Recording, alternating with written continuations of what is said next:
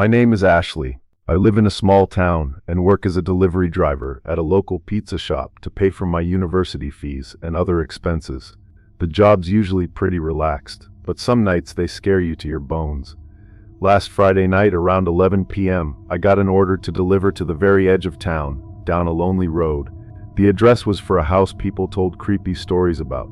I hesitated, but my manager said the customer had already paid online, so I had to go. When I pulled up, the house was completely dark, except for a faint porch light. I parked, grabbed the warm pizza box, and walked to the door. I knocked, and after a moment, a man opened it. His name was Mr. Johnson. He looked about 50, his eyes glinting strangely. I handed him the pizza, and he pulled out some cash.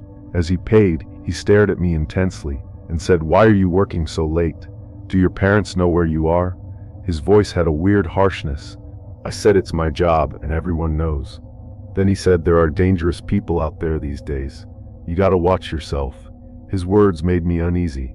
I took the money quick and turned to leave, but he called out, "Hold on. Can you come inside for a sec? I need to tell you something." His tone, his vibe, it screamed danger. Without turning back, I said, "No thanks. I've got more deliveries." I hurried to my car and peeled out of there. On the drive back, his words kept haunting me. The way his eyes gleamed, the way he asked those questions, it freaked me out. I kept glancing in my rearview mirror, scared he was tailing me. For the next couple of nights, I stayed away from that area. But then another order came for the same address.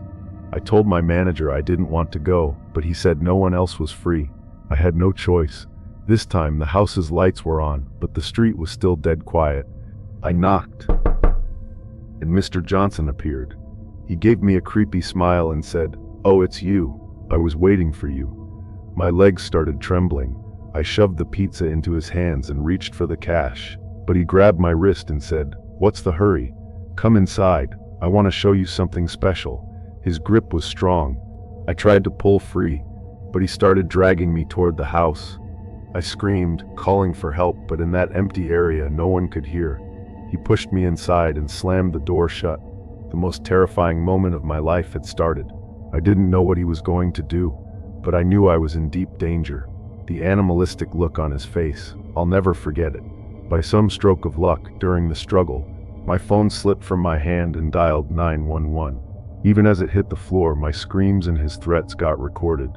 Minutes later, police cars roared in with blaring sirens and freed me from that monster's clutches.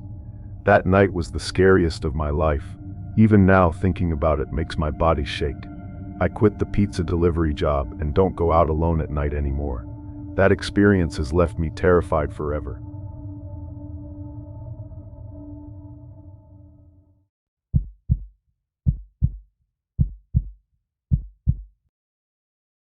My name is Maya, and I'm 19.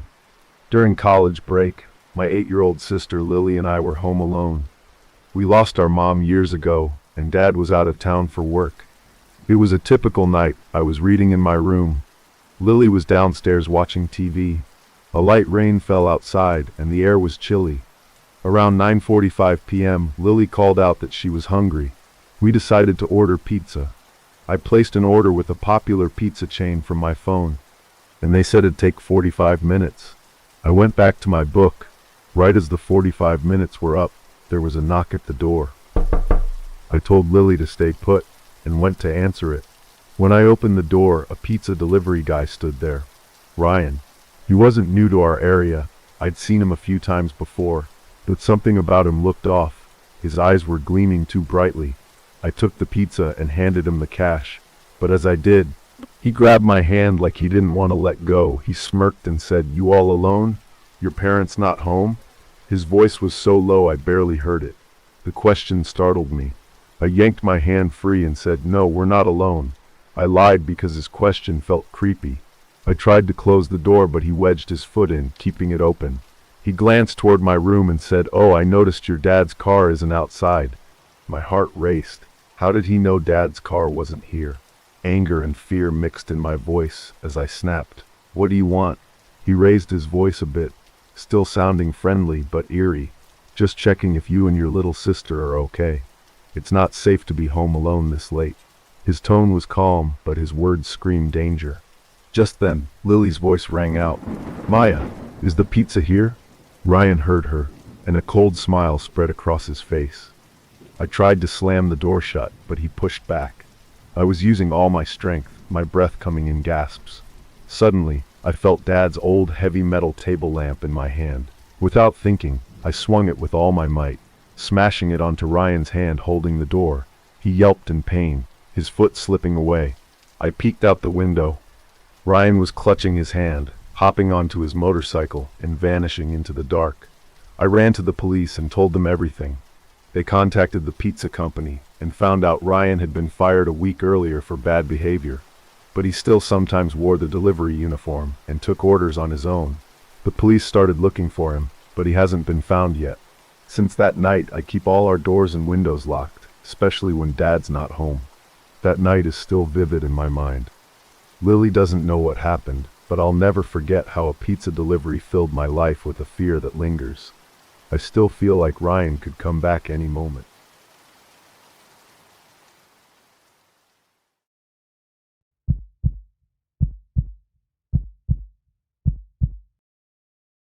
Sal's Friday night shift was usually pretty laid back.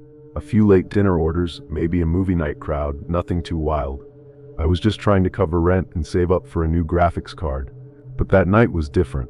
It started like any other, but it ended with me running for my life, the smell of wood smoke, and something worse clinging to my clothes. It was close to midnight when the last call came in. An address on Miller Creek Road. I groaned. It was practically rural, past the old lumber mill that had been shut down for years on a half-abandoned stretch where the streetlights had given up. Still, a delivery's a delivery, and a tip's a tip. The drive out was exactly what I expected. Potholes that could swallow my little car, trees leaning over the road like gnarled fingers, and as I left the town's dim glow behind, total darkness took over.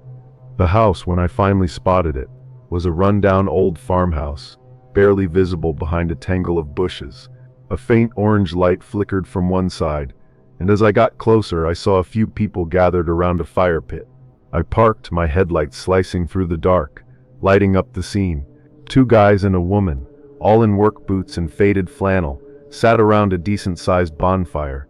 As my car crunched onto the gravel driveway, they looked up. No one waved, no one smiled, just 3 pairs of eyes staring at me.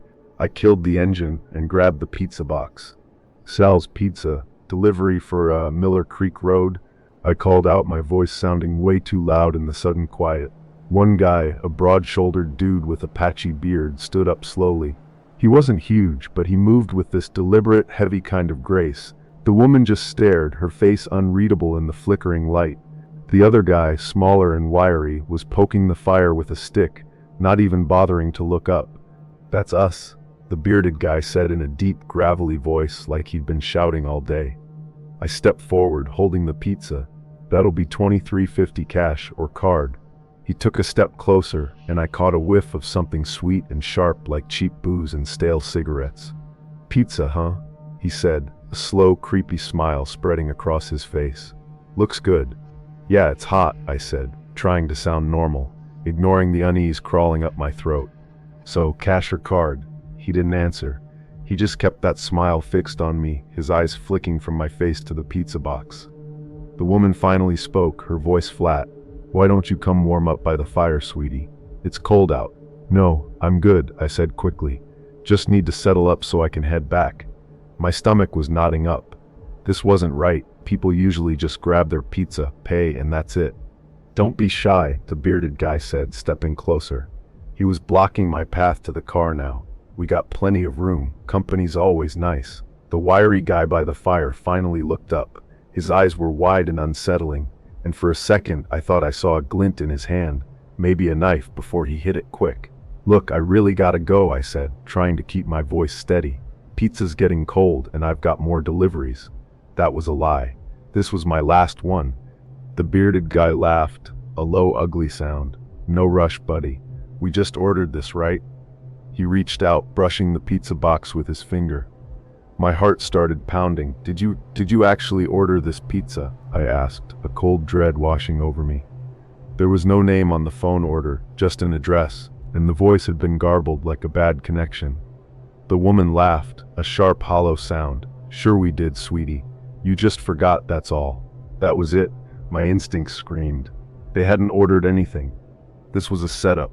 I took a step back, clutching the pizza box like a shield. I gotta go, I said, my voice barely a whisper. The bearded guy's smile vanished. His face hardened, and his eyes, unreadable before, now had a chilling glint. You're not going anywhere, kid, he growled, stepping toward me. The wiry guy by the fire stood up slowly, the stick he'd been poking the fire with, now looking like a club. Panic exploded in my chest. I didn't think, I just acted. I threw the pizza box at the bearded guy's face. It hit him square, cheese and sauce splattering across his flannel shirt. For a split second he froze, stunned. That was all I needed. I spun and ran. My car was maybe 10 yards away, but it felt like a mile. I heard a shout behind me, then heavy footsteps. I glanced back. The bearded guy was wiping pizza off his face, his eyes blazing with rage. The wiry guy was chasing me, his stick definitely a thick branch now.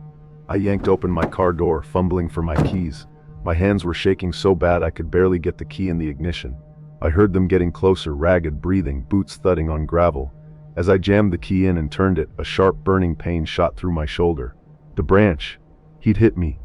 I yelled, but the engine roared to life. I threw the car into reverse, tires kicking up gravel, then slammed it into drive, peeling out of the driveway, ignoring the potholes.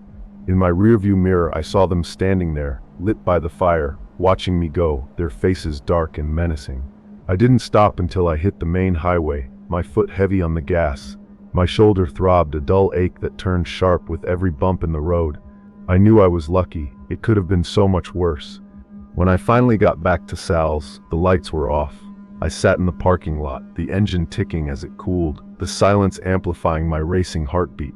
I caught my reflection in the rearview mirror, pale face, wide bloodshot eyes, a streak of dirt on my cheek, my shoulder starting to swell. I called Sal and told him what happened. He was shocked but mostly just relieved I was okay.